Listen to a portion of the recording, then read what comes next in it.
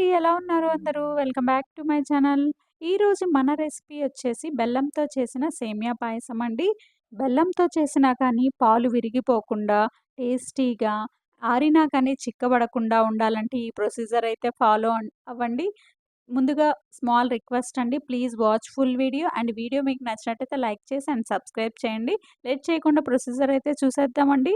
Stove పైన బాండీ పెట్టుకొని 1 స్పూను నెయ్యి అయితే వేసి నేను 2 స్పూన్స్ జీడిపప్పు ఫ్రై చేస్తున్నానండి. నెయ్యి బదులు ఆయిల్ అయినా వేసుకోవచ్చు. జీడిపప్పు లైట్‌గా ఫ్రై అయిన తర్వాత కిస్మిస్ అయితే యాడ్ చేశాను 2 స్పూన్స్. 2 ఈక్వల్ క్వాంటిటీ అయితే తీసుకున్నాను.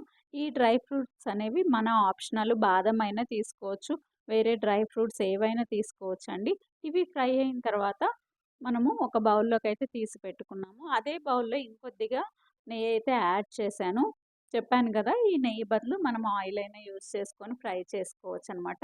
ఇక్కడ నేను క్వాంటిటీస్ అనేది ఇంపార్టెంట్ అండి. 1 కప్పు సేమియా అయితే తీసుకున్నాను. సేమియా ఏ కప్పుతో తీసుకుంటున్నామో అన్ని మెజర్‌మెంట్స్ అదే కప్పు యూజ్ చేయాలండి. అదొక్కటే గుర్తుపెట్టుకోవాలి. ఇక్కడ సేమియా అనేది ఇలా బ్రౌన్‌గా ఫ్రై అయితే సరిపోతుందండి.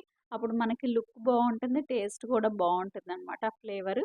ఆ సేమియా ఫ్రై అయిన తర్వాత ఒక బౌల్‌లోకైతే తీసుకోవాలి. అదే కప్పుతో 4 కప్స్ వాటర్ అయితే తీసుకున్నాను. Same measurement cup. 4 cups 1 cup సేమియాకి 4 కప్స్ వాటర్ తీసుకొని వాష్ చేసుకున్న ఒక గుప్పెడు పెసరపప్పు అయితే ఇక్కడ బాయిల్ చేసుకుంటున్నామండి. పెసరపప్పు అనేది 50% బాయిల్ అయితే సరిపోతుందండి. మీకు ఇంకా తొందరగా బాయిల్ అవ్వాలి అంటే ముందుగా ఒక హాఫ్ అన్ అవర్ నానబెట్టుకుంటే సరిపోతుందండి. ఈ పెసరపప్పు వల్ల మనకి సేమియా మంచి టేస్ట్ వస్తుంది అండ్ హెల్తీ గూడా పప్పు గూడా. పెసరపప్పు అనేది చలవ కూడా చేస్తుందనమాట.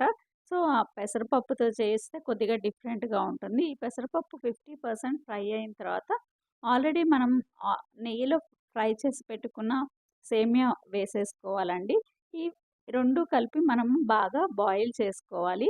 ఇది మన సేమియా మొత్తము ఆల్మోస్ట్ 95% బాయిల్ అయిపోవాలండి పెసరపప్పు. ఇలా బాయిల్ అవ్వటానికి మనకి 3-4 నిమిషాలు సరిపోతుందండి. చూస్తున్నారు గదా! ఇప్పుడు నేను చెక్ చేస్తున్నాను. పప్పు గూడా ఆల్మోస్ట్ ఆల్ ఉడికిపోయింది. ఇట్లా మనం చెదిపితే మెత్తగా అయిపోయింది చూడండి. మనకి ఇప్ ఇప్పుడు ఉడికితేనే కరెక్ట్‌గా ఉంటుందండి. బెల్లం వేసిన తర్వాత ఇంక మనకి సేమియా అనేది ఉడకదనమాట.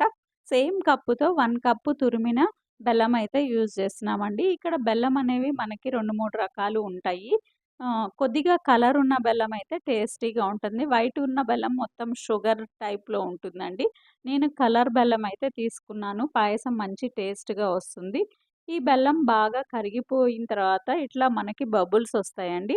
ఇప్పుడు కొద్దిగా 4, 5 యాలకులు బాగా దంచుకొని లేకపోతే మీకిట్లా వద్దు అనుకుంటే మిక్సీ కూడా పట్టుకోవచ్చండి. మిక్సీ పట్టుకొని లాస్ట్ మినిట్‌లో వేసుకోవాలండి. దీనివల్ల మనకి మంచి ఫ్లేవర్ కూడా వస్తుందనమాట. చూడండి ఈ కన్సిస్టెన్సీ అయితే సరిపోతుంది. మరీ గట్టిగా ఏమీ అవసరం లేదు. ఇప్పుడు మనం స్టవ్ ఆఫ్ చేసుకుంటే సరిపోతుందండి. మళ్ళీ ఈ వాటర్ కూడా లేకపోతే చాలా గట్టిగా అయిపోతుందనమాట. ఇప్పుడు స్టవ్ పై నుంచి దించిన తరువాత మళ్ళీ సేమ్ మెజర్‌మెంట్ కప్పుతోనే మిల్క్ యాడ్ చేస్తున్నామండి. ఇది కొద్ది కొద్దిగా పోసుకుంటూ మిల్క్ అనేది కొద్ది కొద్దు యాడ్ చేసుకుంటూ కలుపుకుంటూ ఉండాలండి. చూస్తున్నారు గదా! కన్సిస్టెన్సీ ఎలా వస్తుందనేది. మీకు ఇంకొద్దిగా కావాలంటే యాడ్ చేసుకోవచ్చు. నేనైతే చాలా చిక్కటి మిల్క్ అయితే యూజ్ చేశాననమాట. చూసారు గదా! ఈ విధంగా కన్సిస్టెన్సీ ఇలా చేసుకుంటే మనకి గట్టిగా అవ్వదండి. సేమ్ మెజర్‌మెంట్స్ యూజ్ చేసుకుంటే మీకు ఇంకొద్దిగా మనం ఆల్రెడీ ఫ్రై చేసి పెట్టుకున్న ఈ డ్రై ఫ్రూట్స్ యాడ్ చేసుకొని సర్వ్ చేసుకుంటే చాలా టేస్టీగా ఉంటుందండి. బెల్లంతో చేసాం కాబట్టి హెల్తీ కూడా ఉంటుంది. ఈజీ అండ్ హెల్తీ బెల్లం పాయసం అండి. చాలా టేస్టీగా ఉంటుంది. మీరు కూడా ట్రై చేసి మీకెలా వచ్చింది అనేది కామెంట్‌లో తెలియచేయండి.